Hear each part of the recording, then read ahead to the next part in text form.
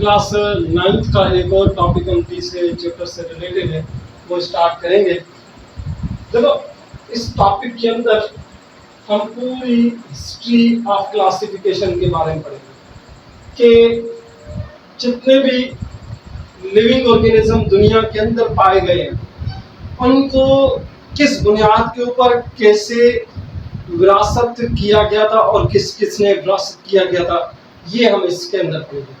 कि classification word का मतलब है किसी भी लिविंग ऑर्गेनिज्म को ग्रुप या सब ग्रुप के अंदर तकसीम करना, उस चीज को हम क्लासिफिकेशन कहते हैं। अब इस क्लासिफिकेशन के अंदर तीन बड़े साइंटिस्ट इन्वॉल्व हुए थे। एक था अरिस्टोटल, दूसरा था अबू उस्मान उमर अल जाहिज और तीसरा था कार्लस लिनियस। ठीक है, अब पहले हम पढ़ेंगे अरिस्टोटल के बारे में कि अरिस्टोटल वो फर्स्ट पर्सन था जिसने क्लासिफिकेशन ऑफ एनिमल के बारे में पढ़ा था। फर्स्ट टाइम जो क्लासिफिकेशन एनिमल की थी ना, वो किसने की थी? अरिस्टोटल ने की थी। ठीक है, अरिस्टोटल ने हिस्टोरिया एनिमिलियम लैटिन वर्ड से निकला गया जिसका मतलब है ब्रीथ और साउंड। ठीक है, और इसने कुछ सिमिलरिटीज या डिससिमिलरिटीज की बुनियाद के ऊपर इन एनिमल्स को क्लासिफाई किया था। एक के जितने जानवर हैं उनके अंदर ब्लड प्रेजेंट हो और एक ऐसे लिविंग ऑर्गेनिज्म हो जिनके अंदर ब्लड जो है एब्सेंट हो या विदाउट ब्लड। ठीक है, और कुछ ऐसे एनिमल जो पानी के अंदर रहते हो, कुछ ऐसे एनिमल जो लैंड के ऊपर या टेरेस्ट्रियल या एक्वेटिक के ऊपर। इन चीजों की बुनियाद के ऊपर फर्स्ट टाइम अरिस्टोटल नाम का एक साइंटिस्ट था जिसने लिविंग ऑर्गेनिज्म यानी कि एनिमल को क्लासिफाई किया। उसके बाद अबू उस्मान उमर अल जाहिज ने, ये अर्बन ज़ूलॉजिस्ट था, मुस्लिम साइंटिस्ट था एक, जिसने study the internal organ of the animal. जैसे सपोज करते हैं हार्ट है, या हम कह सकते हैं ब्रेन है, स्टोमच है, किडनी वगैरह, ऐसे इसने स्टडी भी की थी किसकी? एनिमल्स की। और इसने also open the abdomen of pregnant animals. जो ज्यादातर एनिमल्स होते हैं उनके पेट के अंदर जो बच्चा पाया जाता है, उनकी जो पेट को इसने स्टडी की थी और स्टडी करने के बाद कितने नंबर ऑफ एम्ब्रियो प्रेजेंट होते हैं और किस जगह पे उस एम्ब्रियो की जो लोकेशन है वो भी इसने स्टडी की। ठीक है, इनसाइक्लो बुनियाद के ऊपर दुनिया के अंदर 7 मेन बुक है बायोलॉजी के अंदर, उसको हम 7 बिग वॉल्यूम्स कहते हैं। उसके अंदर इसने भी एक किताब अपना दिया था जिसको हम किताब अल हैवान कहते हैं। वो बुक लिखा हुआ है इस एनिमल्स के बुनियाद के ऊपर, एनिमल के ऊपर लिखा हुआ है। और इसने describe the all kind of animals और उसका बिहेवियर्स के बारे में पढ़ा था, बिहेवियर कैरेक्टर्स ऑफ एनिमल, और डिजीज के बारे में और उसकी ट्रीटमेंट है उसके बारे में भी अबू उस्मान अल जाहिज ने बताया था। ठीक है, उसके बाद जो टू किंगडम क्लासिफिकेशन है वो यहां से स्टार्ट हुई थी कार्लस लिनियस ने 1878 के अंदर।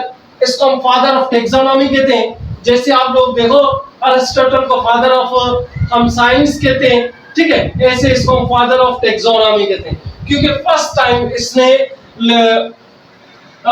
जो किंगडम दिए थे वो फर्स्ट टाइम इसने दिए थे, इसलिए हम फादर ऑफ टैक्सोनॉमी इसको कहते हैं। Carolus Linnaeus the organism were classified into 2 kingdoms. इसने 2 किंगडम बनाए थे, एक एनिमल किंगडम, दूसरा प्लांट या किंगडम बनाए थे। 2 किंगडम बनाए थे, इसने फर्स्ट क्लासिफिकेशन की थी। 2 किंगडम बनाए थे, एक का नाम इसने एनिमिलिया रखा, दूसरा प्लांट रखा। ठीक है, उसके बुनियाद किस बेस के बुनियाद के ऊपर? ऑन द बेसिस ऑफ किस चीज के बुनियाद के ऊपर?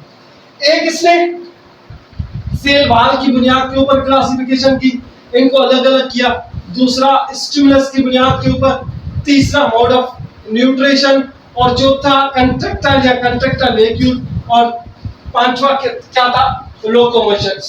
अब पहला जो है कि हमेशा याद रखें आपके प्लांट सेल के अंदर सेल वॉल प्रेजेंट होती है और एनिमल सेल के अंदर सेल वॉल एब्सेंट होती है। स्टिमुलस की अगर बात की जाए तो इसके अंदर केमिकल कोऑर्डिनेशन होती है, इसलिए स्लो रिस्पांस होता है। इसके अंदर नर्वस कोऑर्डिनेशन होती है, इसलिए तेज रिस्पांस मिलता है। मोड ऑफ न्यूट्रिशन की बात की जाए तो ये ऑटोट्रॉफ है और ये हेटेरोट्रॉफ्स है। ठीक है, कंट्रैक्टाइल या कंट्रैक्टाइल्स वैक्यूल जो है वो इसके अंदर एब्सेंस होता है और इसके अंदर प्रेजेंस होता है। ठीक है, मोड लोकोमोशंस की अगर बात की जाए तो लोकोमोशन से यानी कि एक जगह से दूसरी जगह तक मूव करना वो प्लांट के अंदर कभी नहीं हो सकती है, एनिमल के अंदर ये चीज प्रेजेंट होती है। ठीक है, इसके अंदर एग्जांपल तौर पे देखा जाए तो बैक्टीरिया है, फंजाई है, अल्गी है, ब्रायोफाइट है, टेरिडोफाइट्स। ब्रायोफाइट, टेरिडोफाइट वेस्कुलर और नॉन वेस्कुलर प्लांट्स जो होते हैं उनको ब्रायोफाइट और टेरिडोफाइट्स। एंजियोस्पर्म्स, जिम्नोस्पर्म्स, ये नेकेड सीड्स और कवर्ड सीड वगैरह इसके अंदर आ जाते हैं। जैसे इनवर्टिब्रेट्स, वर्टिब्रेट और प्रोटोजोन्स। प्रोटोजोन्स के अंदर ज्यादातर प्लाज्मोडियम वगैरह आ जाते हैं। इनवर्टिब्रेट, वर्टिब्रेट्स वगैरह जिसकी बैकबोन प्रेजेंट या एब्सेंट हो, उनकी बुनियाद के ऊपर भी हमने लिविंग ऑर्गेनिज्म को क्लासिफाई किया। उसके बाद ये दो किंगडम क्लासिफिकेशन हो चुकी थी। उसके बाद तीसरा जो थ्री किंगडम क्लासिफिकेशन है, उसके बाद एक और साइंटिस्ट आया था जिसने थ्री किंगडम क्लासिफिकेशन दी थी, उसका नाम था अरिस्टिड हैकेल। अरिस्टिड हैकेल 1866 के अंदर इसने बोला कुछ ऐसे एनिमल्स हैं और कुछ ऐसे ऑर्गेनिज्म हैं जिनके अंदर प्लांट और एनिमल के दोनों के कैरेक्टर उसके अंदर प्रेजेंट है। ठीक है, जैसे सपोज करते हैं आर इंट्रोड्यूस्ड न्यू किंगडम जिसका नाम क्या था, Protista. The organism are exhibiting characters either common both animal and plants. उस ऑर्गेनिज्म के अंदर एनिमल के कैरेक्टर भी प्रेजेंट थे और प्लांट के कैरेक्टर भी प्रेजेंट थे। अब देखो प्लांट और एनिमल के कैरेक्टर जो प्रेजेंट थे, जैसे बैक्टीरिया और प्लस में यूग्लिना है, पैरामीशियम है, क्लेमाइडोमोनास है, ये ऐसे लिविंग ऑर्गेनिज्म जिनके अंदर एनिमल और प्लांट के दोनों के कैरेक्टर प्रेजेंट थे। अब जब 1937 के अंदर जब इलेक्ट्रॉन 1937 ये सिर्फ इसने न्यू किंगडम बनाया था, पर न्यू किंगडम के अंदर भी अरिस्टिड हैकेल ने एक बड़ी गलती कर दी थी। यूनिसेल्युलर यूकैरियोटिक और यूनिसेल्युलर प्रोकैरियोटिक यूनिसेल्युलर यूकैरियोटिक को इकट्ठा एक ही किंगडम के अंदर रख दिया था। ठीक है, उसके बाद एक और साइंटिस्ट आया जिसका नाम था 1937 के अंदर, जिसका नाम है एडवर्ड चेटोन। एडवर्ड चेटोन ने क्या किया, जब इलेक्ट्रॉन माइक्रोस्कोप 1930 के अंदर इलेक्ट्रॉन माइक्रोस्कोप इजाद हो चुका था। ठीक है, इसने क्या किया, सेल्यूलर स्ट्रक्चर या सेल्यूलर कैरेक्टरिस्टिक्स की बुनियाद के ऊपर इन ऑर्गेनिज्म को क्लासिफाई किया, एक यूकैरियोटिक और दूसरा प्रोकैरियोटिक की बुनियाद के ऊपर। ठीक है, जैसे सपोज करते हैं इस किंगडम को क्या किया इसने, जो दो हिस्सों के अंदर विरासत किया, एक लोअर प्रोटिस्ट, एक हायर प्रोटिस्ट। ठीक है, लोअर प्रोटिस्ट के अंदर इसने प्रोकैरियोटिक और यूनिसेल्युलर रखा, जैसे बैक्टीरिया और साइनोबैक्टीरिया।